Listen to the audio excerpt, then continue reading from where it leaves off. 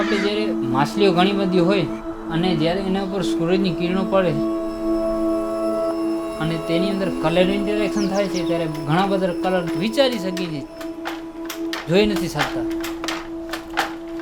મેં એવું વિચાર્યું છે કે હું વિવિંગમાં કરી બતાવીશ.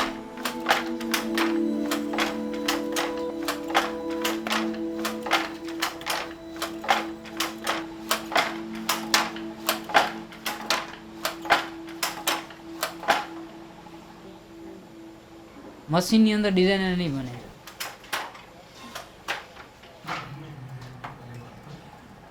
મને એવું બ્રાન્ડ બનાવવું હતું કે હું નહીં, મારા છોકરા પણ એ બ્રાન્ડને ચલાવી શકે. મારા કામ થ્રુ મને સમાજમાં એક મેસેજ મોકલવાનો કે કારીગરની સોચ ક્યાં સુધી પહોંચી શકે.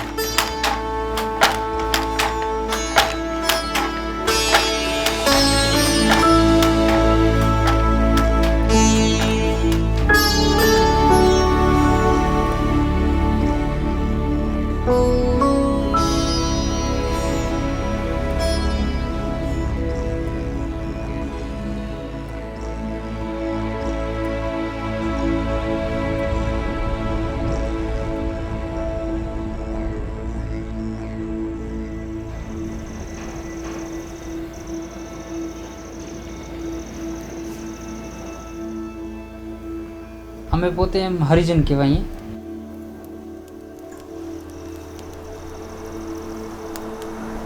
અમને કોઈ મંદિર ઉપર જવાની મનાઈ હતી. અમને કોઈ સારું કપડું પહેરવાનું નહીં. અમને કોઈ જાતનું સારું ભોજન કરવાનું નહીં. અમને કોઈ જાતનું સારું પ્રસંગ કરવાનો નહીં. અમને સારું વિચારવાની પણ મનાઈ હતી. અમે ક્યાંકથી નીકળીએ અને કોઈકનું પડસાયું અમારો એમના પગ ઉપર આવી ગયું, હાથ ઉપર આવી ગયું, તો એ લોકોને 2-3 વાર ના આવવું જોઈએ. હવે મારો સમય આવી ગયો છે. જે છે આપણું કામ જ ત્યાં પહોંચાડશે.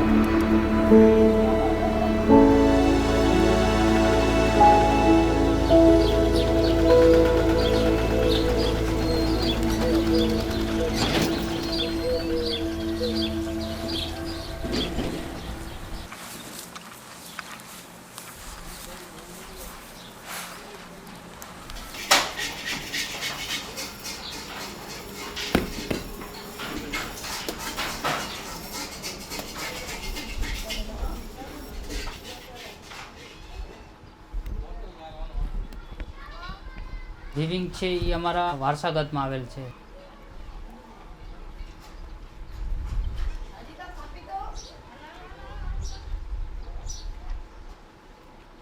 આ એક રિધમ છે. આ રિધમનું એક મહત્ત્વ છે. જ્યારે કોઈ પણ નાનું છોકરું હોય, લૂમ ચાલતી હોય, ત્યારે અવાજ સાંભળે ને તો સૌથી પહેલે મગજમાં એને એમ થાય કે મને એ લૂમમાં બેસવું છે.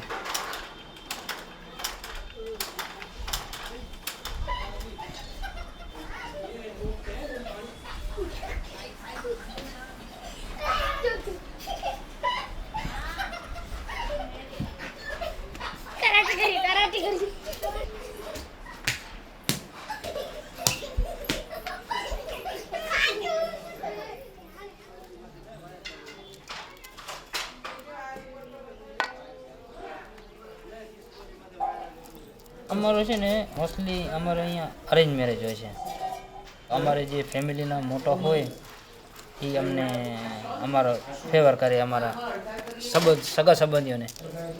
તો એવી રીતના અમારા લગ્ન થયા. અમે એકવાર મળ્યા હતા. આ 2 ભાઈ બહેન હતા સામે. એક મારો કાકાનો છોકરો, છોકરી અને મારો ભત્રીજી. લગ્ન તો સમજી લો ને, એક તો અમારી સમાજ એટલી સદર નથી. 15 જણાના ઘરે યા 20 જણાના ઘરે લગ્ન હોય તો અમને એક દિવસ વહેલું જવું પડે અને કવર આપવું પડે. જો સમૂહ લગ્ન હોય તો અમને કવર ન આપવું પડે. અત્યારે મોંઘવારી ને બધું એટલું ટાઈમનો આપણે એટલો વેડફાવ કરીએ છીએ ને, તો એના કારણે આપણે મંથલી બજેટમાં બહુ પ્રોબ્લેમ થાય છે.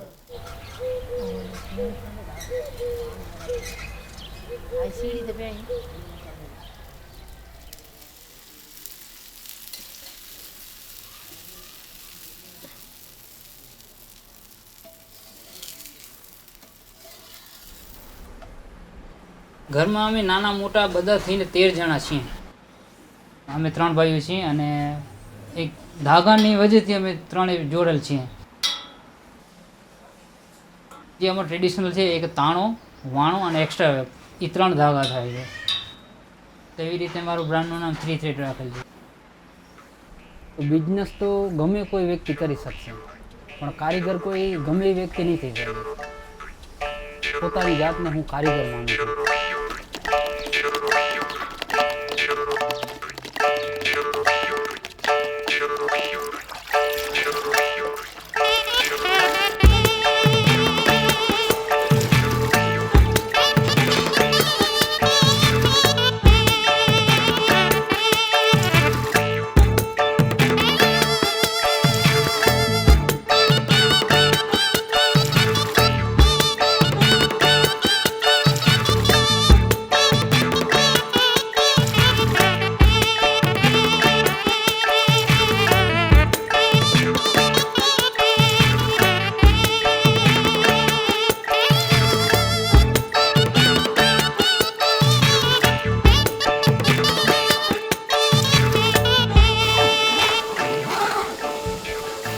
એક જગ્યાએ શો થવાનો છે, મને આ એક્ઝિબિશનમાં જવું છે. શોના સ્ટોલનું માંગે છે 20,000 રૂપિયા.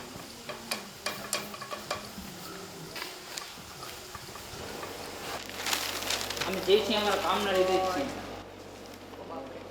મને એમ થયું કે હું એવું કલેક્શન બનાવું કે લક્ઝરી માર્કેટ મારા ઘરે આવી જાય. બેન મને લાગે છે 20,000 ઘણા લાગે છે.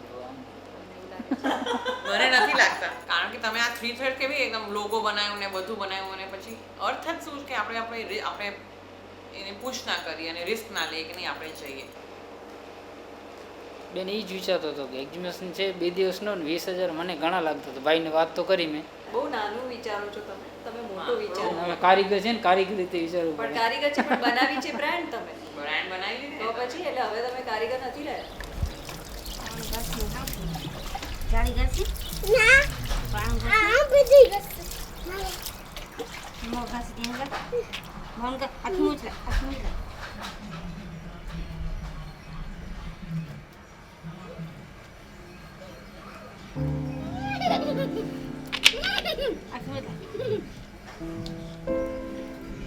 પાણી બેઠો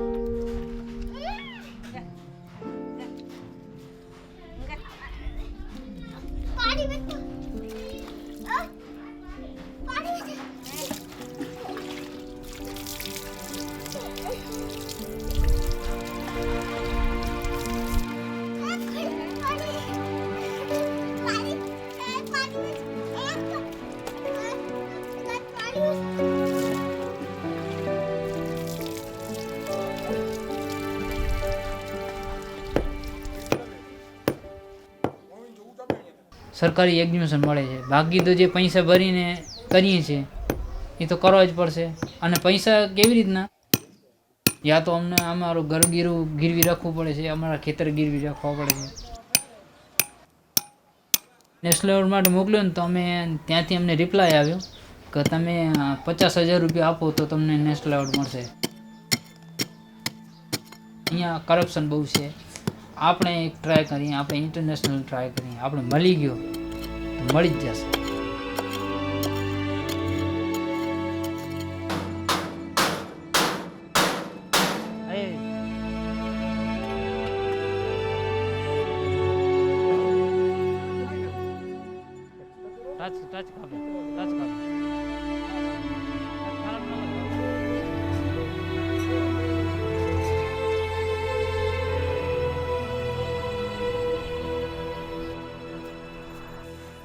કાલે આપણે બોર્ડ લગાવીને આજે જ જરાક ચાલો જરાક સવારે પહોંચીએ, એનાથી ઘણું ફાયદો છે. અચાણક સેન્ટા પે જાય એના પહેલાં જ આપણે કબાટ બનાવવાનું છે. એટલે આપણે કસ્ટમર જોવે અહીંયા, જોયા પછી આપણું પ્રોસેસ જોઈ અને તરત જ ત્યાં કબાટમાંથી ખોલી બતાવી. એ વાત સારી. શોરૂમ તો રોડ ઉપર 50 છે. શોરૂમ મૂકીને આપણા પાસે શું કામ આવે છે? આપણે અહીંયા કામ કરીએ છીએ, લૂમ જોવે છે, ટ્રેડિશનલ લાગવું જોઈએ. આ વર્ષની પ્લાનિંગ તમારું ફોકસ તમારું જ છે કે અચાનક ત્યાં પહોંચે અને જે આપણું ધ્યેય છે કે આપણા એક વણાટને અને બાપદાદાની જે કામ છે જે લેવલ ઉપર લઈ જવું છે એ લેવલ ઉપર પહોંચાડવાનું અત્યારે એ ટાર્ગેટ છે. અચ્છા, તારો આત્મવિશ્વાસ કેટલો છે કે તું આ બધું મેનેજમેન્ટ કરી લેશે? તો મારા હિસાબે મને એમ લાગે છે કે હું ડિઝર્વ કરું છું, આ મહેનતનો હકદાર છું. હવે પહોંચાડે ન પહોંચાડે હવે એ ભગવાનની મરજી છે. અને હું બહાર જઈશ એટલે આપણા છોકરાને પણ ખબર પડશે કે ભણતર સાથે આપણો ખરાબ પણ કેટલો જરૂરી છે. અહીંયાથી અહીંયા સુધી આવ્યા છીએ એટલે આમાં આપણો ફરક એટલો આપણો ઊંચું આવ્યા છીએ. પણ હવે એ સમય વીતી ગયો. હવે સમય છે જે આપણે શું નવું કરવું છે અને શું આપણે પ્લાનિંગ કરવી છે એ વિચારવું છે. બસ એને આપણે ઇગ્નોર નથી કરતા. એને આપણે નીકળી ગયો. હા, નીકળી ગયો. હવે સારું છે એને આપણે સારો આવો બસ જે છે આપણે કામે ત્યાં પહોંચાડી છે ને આપણે કામને પેલે પ્રાયોરિટી આપશું તો સારું થશે.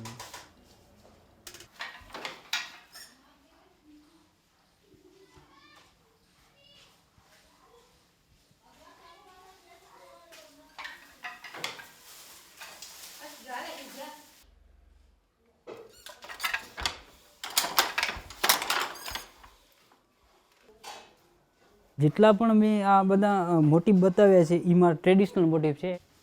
એની અંદર એક જાતની રમત રમી છે. એ રમતના લીધે જ મારા કામને નિખાર આવે છે.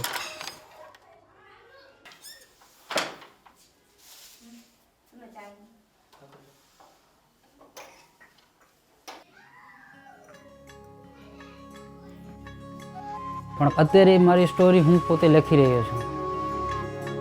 અમેરિકા જવાનું મારું સપનું અત્યારે પૂરું થવાનું છે.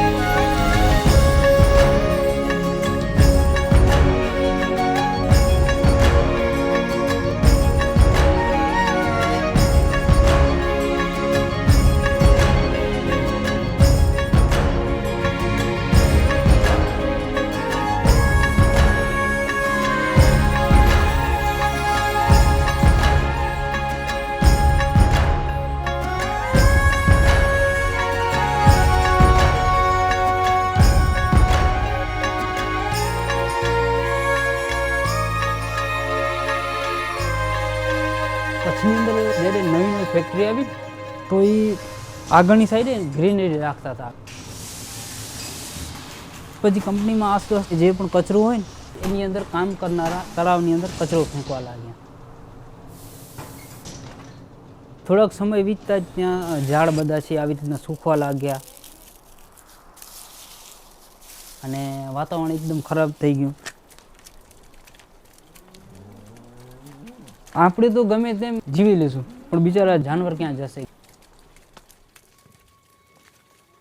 આપણે એને ઘણા બધા ઝાડ લગાવશું તો આપણે બચાવી શકશું.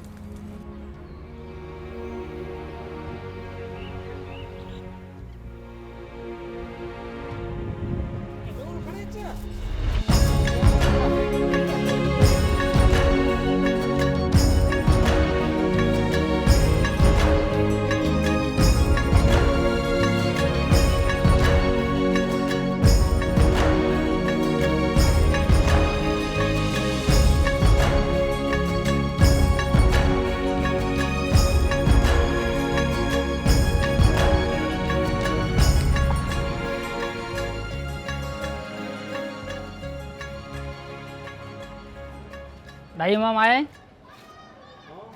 क्या डाई डाई हाकल काटे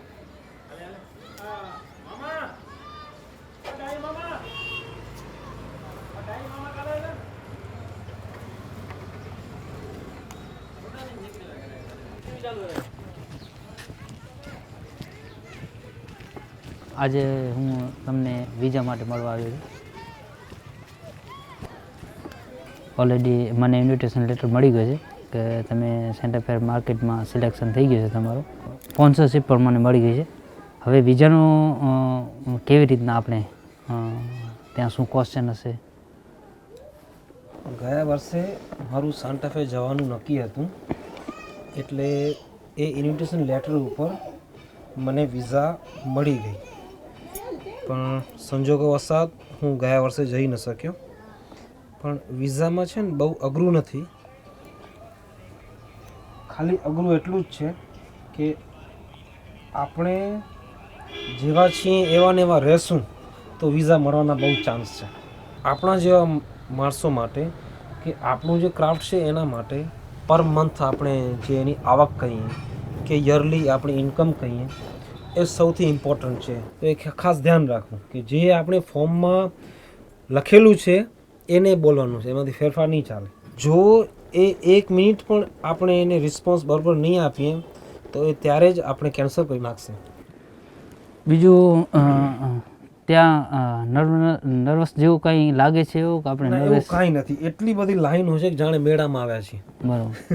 કારણ કે 15 મિનિટમાં એ લોકો 250 લોકોની લાઈન હોય છે, તો આપણા માટે તો મેળો જ છે. પણ એ લોકો, મને લાગે છે એ લોકો થોડુંક પહેલાં જોઈ લે છે માણસને બહારેથી. જ્યારે અહીંયાથી મંદિરથી આગળ 50 મીટર 60 મીટરથી આપણી એન્ટ્રી થશે, ત્યાંથી બધા CCTV કેમેરા હશે અને પચાણભાઈ પાસપોર્ટ અડાડશે બારકોડ ઉપર, એટલે પચાણભાઈની એન્ટ્રી થશે. એ લોકો બધાને જુએ છે કે પચાણભાઈ શું એક્ટિવિટીઝ કરી રહ્યા છે, કેટલા નર્વસ છે, કોની સાથે વાતો કરી રહ્યા છે, એ બધું જોતા હશે. કપડાં પણ આપણા ટ્રેડિશનલ પહેરવા કે? હું રોજ જે કપડાં પહેરું છું એને મેં કપડાં પહેરેલા હતા, સ્લીપર હતી, થેલો હતો, કાંઈ પણ ચેન્જ નહીં. હું વીકમાં 1 વખત સેવિંગ કરું છું, તો તે વખતે વારો નહોતો આવ્યો તો મેં સેવિંગ નથી કરી. કાંઈ પણ એના માટે કાંઈ પણ નથી કરવાનું, આપણે જેવા છીએ એવા ને એવા ચાલશે. એ લોકોને વિઝા આપવા માટે તૈયાર જ બેઠા છે, પણ ખોટા માણસને આપવા તૈયાર નથી.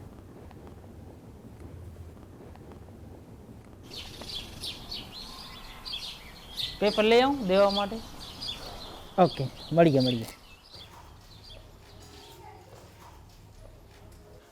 તમારું નામ? મારું નામ સીજુ પચાણ છે. અમેરિકા શા માટે જાઓ છો? અમેરિકા હું એટલા માટે જાઉં છું, ત્યાં સેન્ટા ફેરનો મેળો થાય છે. સેન્ટા ફે તો એક્ઝિબિશનનું નામ છે, પણ પર્ટિક્યુલર કોઈ જગ્યા?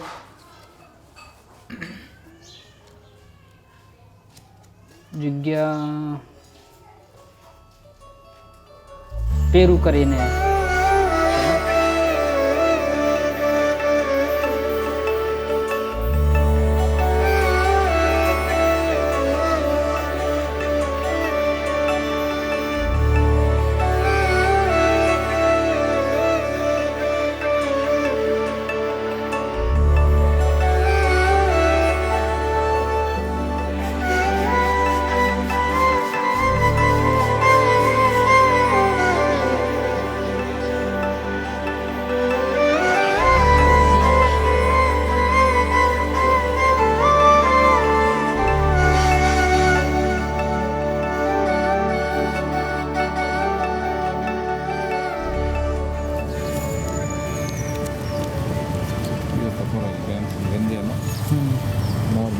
નોર્મલ જ હોય છે. ફ્રેન્કલી જવાબ દીજે મળે, એકદમ નોર્મલ રહે, પોઝિટિવ રહે જવાબ દીજે. પછી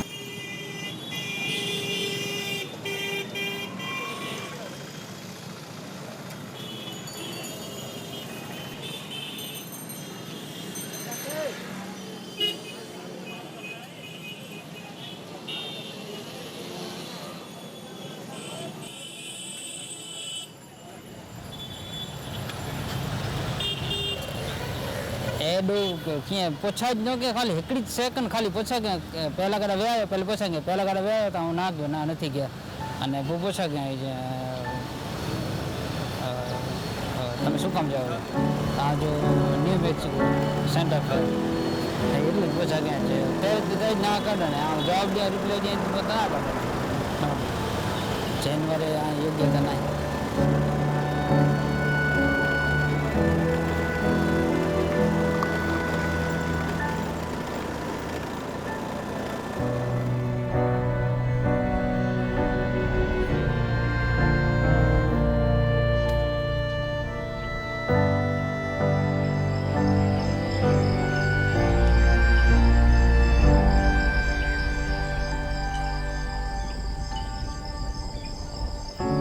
આ મારી 4 વર્ષની મહેનત છે, મારા માટે એક સારો રસ્તો છે. તમને તમારા ઉપર વિશ્વાસ હોવો જરૂરી છે.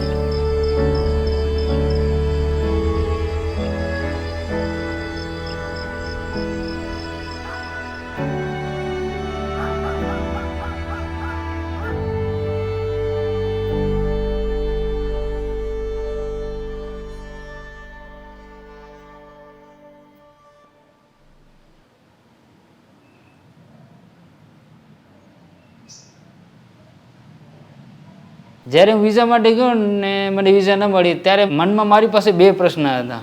મને ન મળી અને ન મળી તો એનું એક જ કારણ છે, મારી મહેનત ઓછી છે.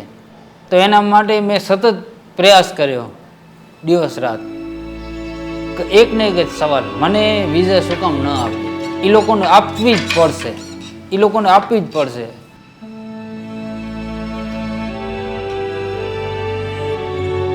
હવે હું અંદરથી મજબૂત છું. 3 વર્ષ થઈ ગયા છે, હવે મને વિઝા મળી ગઈ છે.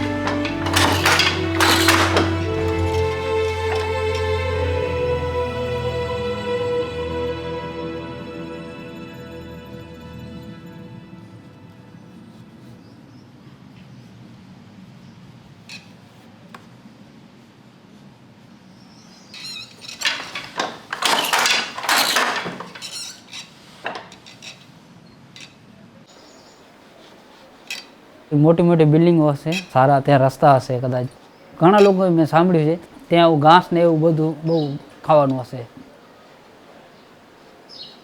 અમારો જે મસાલેદાર હોય છે એવો નથી હોતો, એને બહુ મિસ કરશું મને લાગે છે ત્યાં.